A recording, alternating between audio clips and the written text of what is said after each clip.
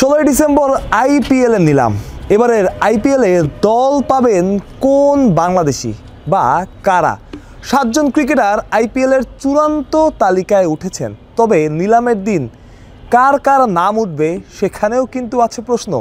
এর আগে অনেকবার দেখা গিয়েছে 4, 5, 6 জন 7 জন ক্রিকেটার আছেন বা নিলামে ডাকা হয় একজন বা দুইজনকে। কখনো কখনো সেই দুইজনই আবার আনসোল্ড থেকে যান। সেই নিয়মটায় পরে আসছি।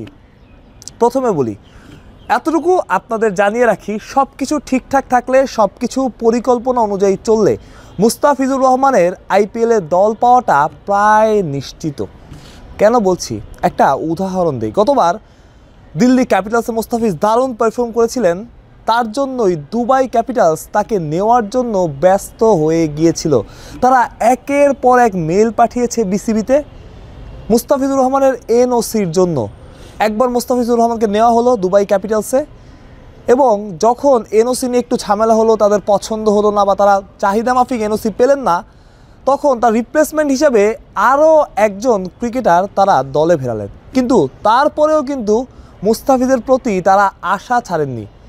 বিসিবিতে বারবার যোগাযোগ করেছেন এবং ফলশ্রুতিতে বিপিএলের আগ পর্যন্ত কিন্তু মুস্তাফিজ এনওসি পেয়েছেন, যেই জন্য মুস্তাফিজকে আবার, অর্থাৎ একজন ক্রিকেটারকে খুব কম সময় দেখা যায় যে একজন ক্রিকেটারকে ছেড়ে দেওয়ার পর রিপ্লেসমেন্ট হিসেবে অন্য ক্রিকেটার নেওয়ার পর, তাও বাংলাদেশি ক্রিকেটার যারা পারফর্ম করলেও খুব একটা মূল্য তাদের কখনোই দেওয়া হয় না, এটা আমি বিশ্বাস করি।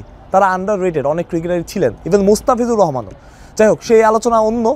তবে এমনটা দেখা যায় না যে এক ক্রিকেটারকে ছেড়ে দেওয়ার পর, তার রিপ্লেসমেন্ট নেওয়ার পর একই টুর্নামেন্টে আবার সেই ক্রিকেটারকে দলে ফেরানো অন্য একজনের রিপ্লেসমেন্ট অনুযায়ী। অর্থাৎ ওই যে মুস্তাফিজকে ছেড়ে দেওয়া, তারপর থেকেও মুস্তাফিজের ফ্র্যাঞ্চাইজি যে আছে দুবাই ক্যাপিটালস, তারা প্রতিনিয়ত যোগাযোগ রেখেছে বিসিবিতে এবং চেষ্টা করেছে মুস্তাফিজুর রহমানের এনওসিটা যাতে অন্তত বিপিএলের শেষ পর্যন্ত ম্যানেজ করা যায়। এবং পরবর্তীতে যখন একটা সুযোগ আসলো, তখনই তারা আবারও মুস্তাফিজুর রহমানকে নিয়েছে।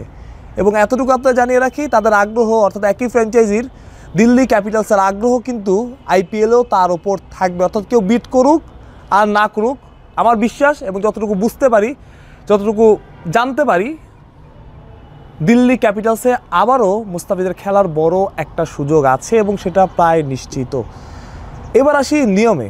নিলামের নিয়মটা কিভাবে হয়। প্রথমে ক্রিকেটার রেজিস্ট্রেশন করেন যারা খেলতে চান আইপিএল, যাদের ওই রেজিস্ট্রেশন করার সুযোগটা আছে। পরবর্তীতে সেখান থেকে বাছাই করা হয়, বাছাই করে একটা চূড়ান্ত তালিকা করা হয়। প্রাথমিক তালিকা থেকে চূড়ান্ত তালিকা করা হয়। সেই তালিকায় বিভিন্ন ক্যাটাগরি থাকে, তবে তালিকায় নাম আছে বলেই যে, এবং এই তালিকাটাও কিন্তু করা হয়, ফ্র্যাঞ্চাইজির কাছে পাঠানো হয় লিস্টটা, এবং ফ্র্যাঞ্চাইজির আগ্রহ অনুযায়ী যে এই ক্রিকেটারের প্রতি আমার সামান্যতম হলেও আগ্রহ আছে। অর্থাৎ বাংলাদেশে যে 7 জন ক্রিকেটার আছেন, রকিবুল সহ, যিনি আনক্যাপড স্পিনার ক্যাটাগরিতে আছেন, তার প্রতিও কারো না কারো একটু হলেও আগ্রহ আছে। এই জন্যই তিনি চূড়ান্ত তালিকায় এসেছেন। অর্থাৎ একদম হুটহাট করে পারফরমেন্স দেখে, স্ট্যাট দেখে বসিয়ে দিয়েছে, ব্যাপারটা এইরকম না। এখন প্রশ্ন, 7 জন ক্রিকেটারকে কি ডাকা হবে? না।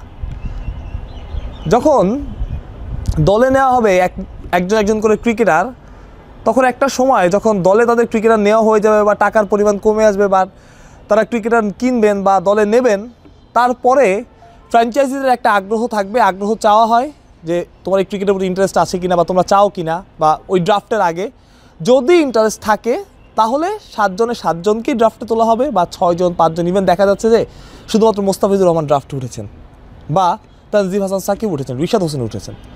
মুস্তাফিজুর রহমানের কথা তো হলো, আর কার দল পাওয়ার সম্ভাবনা আছে? সারপ্রাইজ প্যাকেজ হতে পারেন রিশাদ হোসেন। পন্টিংও কিন্তু আইপিএলে আছেন।